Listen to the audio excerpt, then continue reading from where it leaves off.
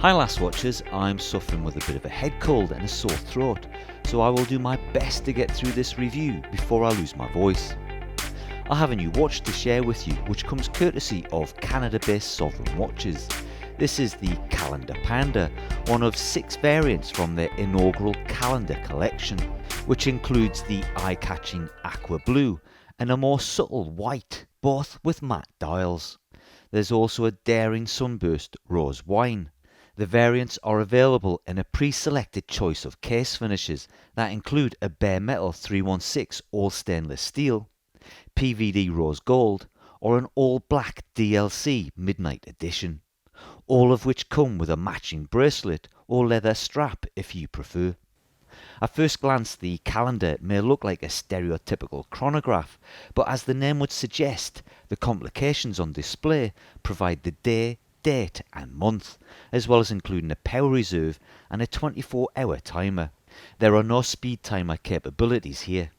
The designers at Sovrygn say they drew their inspiration for the calendar design from the Audemars Piguet's perpetual calendar. That's a pretty tall order for any watch to live up to, let alone one costing less than 1% of the AP. A quick disclaimer here before we get into the review. The calendar is a prototype that I have on loan. I will do my best to update you on any changes that have taken place since it was shipped. I'm not affiliated with Sovrygn, nor am I being paid for this review. Let's dive into the Panda's specifications, starting with its dimensions. It has a case width of exactly 39mm. An overall thickness of 14.8mm.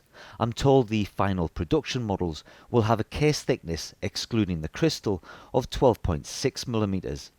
I should imagine the overall thickness, including the crystal, will be closer to 13mm. There's a fairly compact lug to lug of 47mm and a lug width of just under 20mm.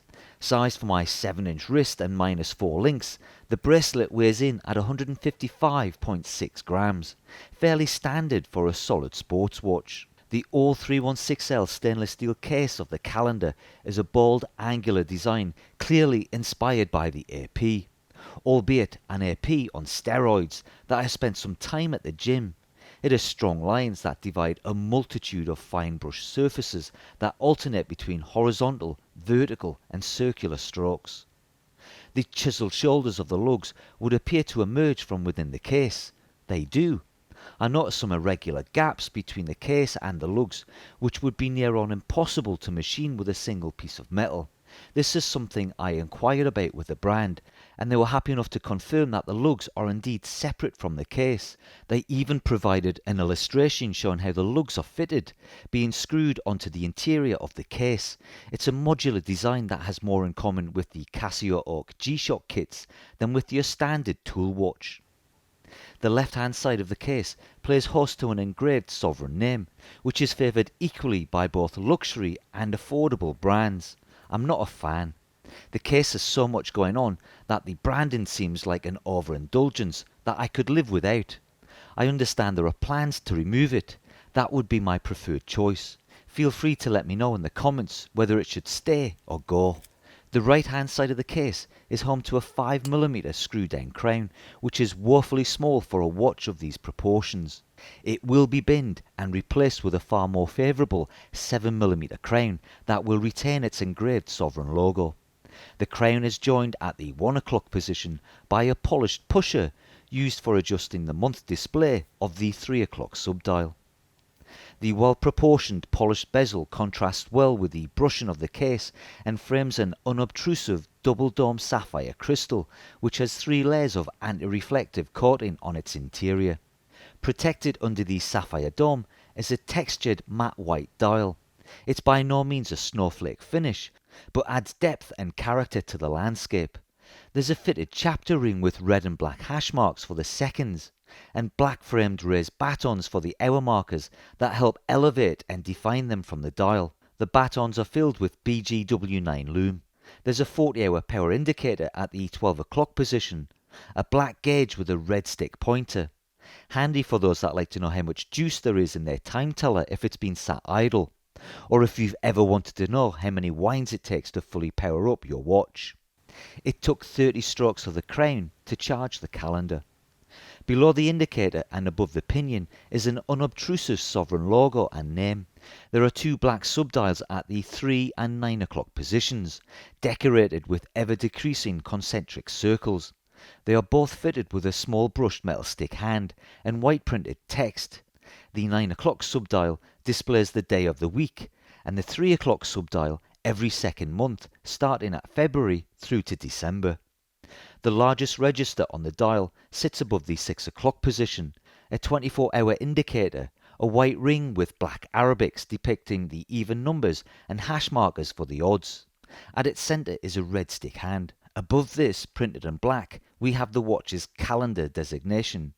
Below the stick is the watch's water resistance of 100 metres. To the right of the 24-hour display, sat between the 4 and 5 o'clock batons, is a picture frame date window, black Arabics on a white date wheel. The handset of the calendar consists of brushed black beveled edged pencil shapes for the hour and minutes, filled with the same BGW9 loom as the batons, and an elegantly long bright red sweeping seconds hand. I picked up on a rough edge at the tip of the minute hand. Excusable on a prototype, I expect more care and attention on the production models. I'll throw in a speeded up loom shot here so you night owls can gauge its vibrancy and longevity. The rear of the calendar has a mineral crystal screw down display case back that allows you to see the Miyota 9100 caliber within. The 9100 is an automatic movement that hacks and hand winds, has 26 joules, a power reserve of 40 hours and a beat rate of 28,800 ticks an hour or 8 ticks a second. Sovrygn certainly haven't skimped on the caliber they've chosen for their first watch or held back with its complications. They've even gone as far as to decorate the rotor with a multitude of engraved logos. The Miyota is rated for accuracy between -10 and +30 seconds per day. It's unfair to gauge the accuracy of a prototype, but this particular movement is running at a reasonable +6.5 seconds per day. The display window is ringed by the engraved specifications of the watch, denoting its 316L stainless steel construction. Its water resistance to 10 atmospheres, no doubt helped by the screw-down crown, but possibly hindered by the date pusher. Its sapphire glass, brand name, and its automatic movement. I absolutely love the bracelet, but there is still room for improvement. It's a solid stainless steel brush H-link style with polished inner links. Look closely and you can see some finer detail with diamond cutouts on the corners of the H-links. A continuation of the case design. The bracelet starts at 20mm between the lugs and tapers considerably to 16mm at the double push button butterfly clasp. The clasp has an overlapping black and silver Sovrygn logo.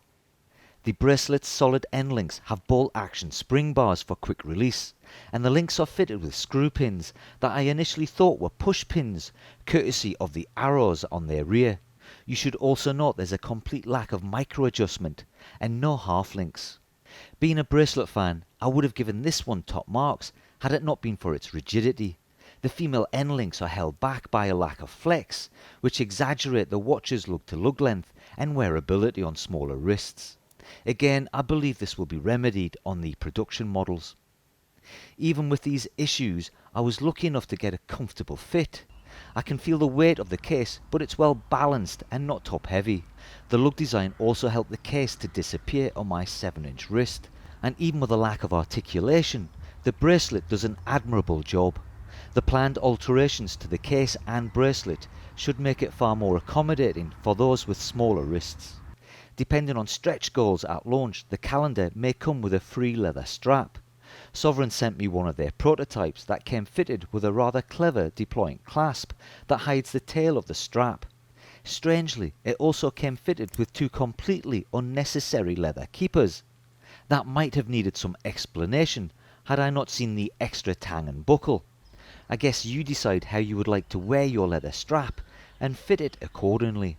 The Sovrygn calendar is due to launch on Kickstarter on the 15th of May at the early bird price of $515, £416, or just under €496. It will come packaged in a Sovrygn branded cardboard box and be protected in a rather ostentatious single leather watch roll. All watches come with a 30-day return policy and a 2-year guarantee. Each of the variants will be limited to 500 pieces. My guess is that the aqua blue may be their best seller, as anything close to Tiffany colours is very much on trend. It's quite refreshing to see a new brand bring something other than a diver to the market as their first watch. Sovrygn have gone all out to deliver a multifaceted, modular case and an abundance of complications on the dial. But is it too much? You might argue that you can't have too much of a good thing. I would say sometimes less is more. I would consider reducing the size of the power indicator, if not removing it completely, to give more space on the dial for their branding, and possibly increase the size of the Panda subdials for improved legibility. I'm sure the case will benefit from its reduced height and larger crown, which will bring it closer to other gender-inspired watches that are currently saturating the watch world. I would ask that Sovrygn pay particular attention to the attachment of the lugs to their case in order to prevent differing panel size gaps on either sides of the watch. If you enjoyed today's video, then please consider giving it a like and subscribing to the channel. Whilst you're at it, share your thoughts on the calendar Sovrygn in the comments below. Let me know if you're a fan or whether you'll be looking elsewhere to spend your cash.